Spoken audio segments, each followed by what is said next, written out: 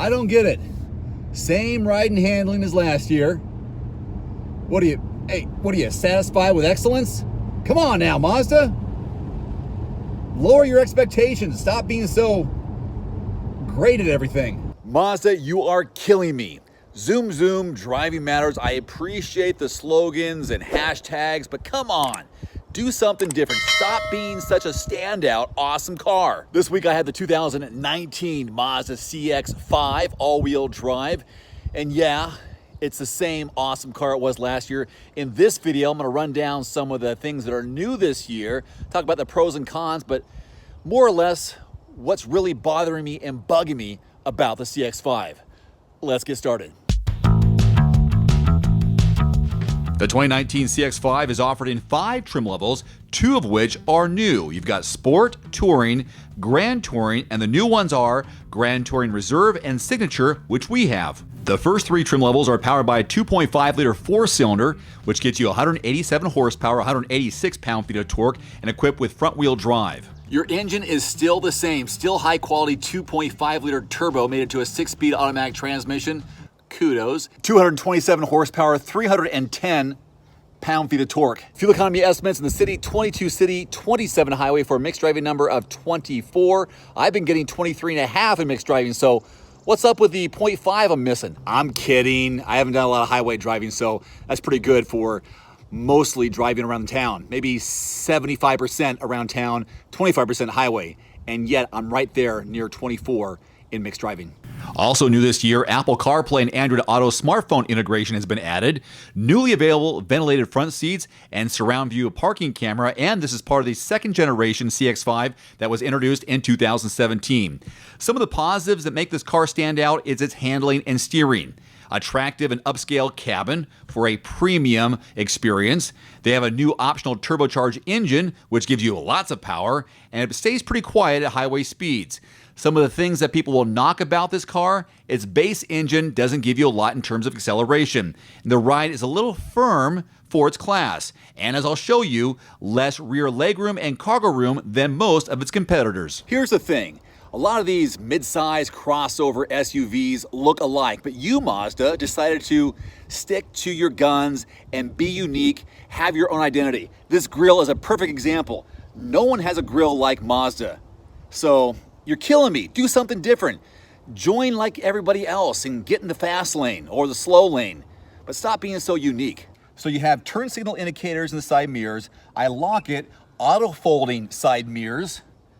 How am I supposed to bump into other people in these tight parking spots? You make it super easy, barely an inconvenience. Here's a look at your real-world backseat legroom and headroom from a guy who is 5'11". This was my position as the driver up front.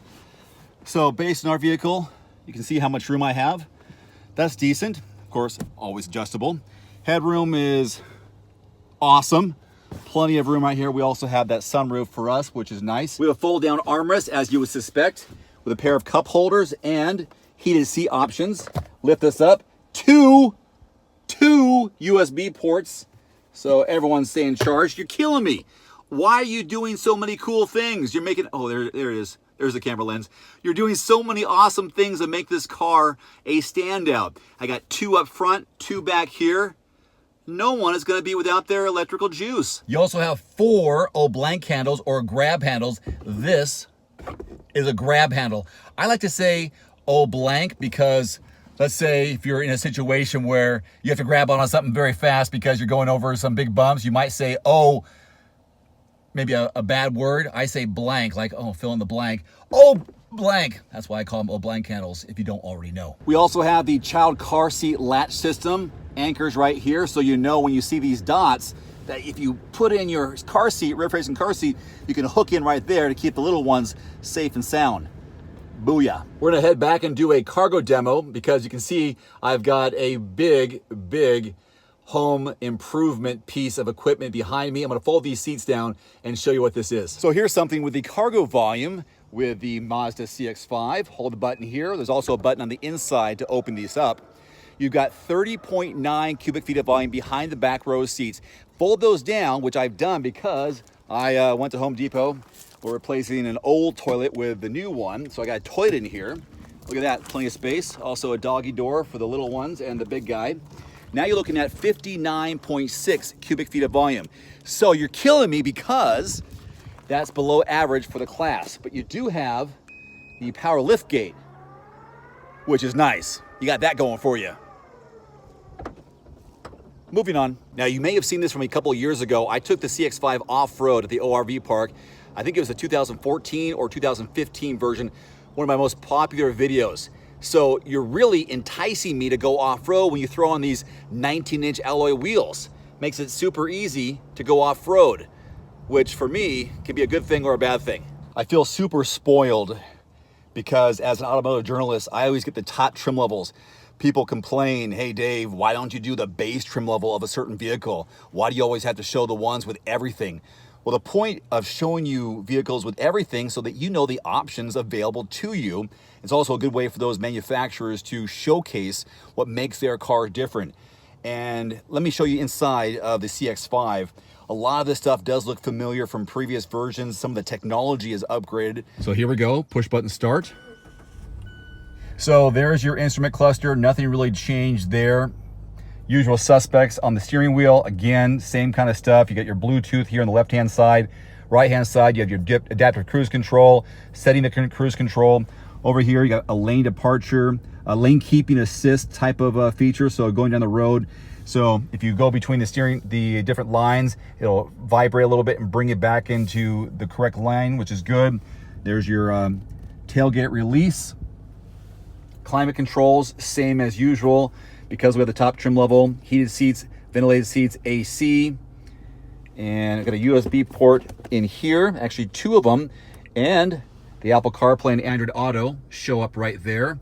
Now this is a touchscreen when you're parked, but when you get going, it's all controlled with a dial down below. And you know, I drive these on a regular basis, Mazda, so my learning curve was a lot easier than some other people's, but after a while, you know how to use this. It becomes pretty simple. And there is your transmission. We got a sport mode here, automatic brake hold. So if I hit this here, I have a light that goes on in the instrument cluster right over here. So it's the brake light is on. I press it down, push the pedal in, then press it down, then it goes away. So then I'm able to go along. Now I do wish there was more space here in the center. I'm able to put my keys and my phone right there. Some people may complain about the protruding interface up top, but not a big deal to me. And there is, I hope I can see this, maybe you can, heads-up display, or like they say, the HUD right there in the center. That's nice. And you also do your Bluetooth connection right there. Seats are always great when you come to the leather inside the Mazda. This could be a little bit better on the side compartments here. What's up? Dad life. Got a diaper here for the little guy. I want to put a cup in there, but it's not great. Maybe one, but sometimes I have water bottles and I want to be able to put the water bottles in there. So I get, considering the size of the car, I shouldn't complain too much. And you can see I got the Bose sound system right there. Yeah, dog. I've said this before, I'll say it again, but I've got links in the description below to my previous CX-5 driving impressions. That is the same. I don't want to waste your time with it here.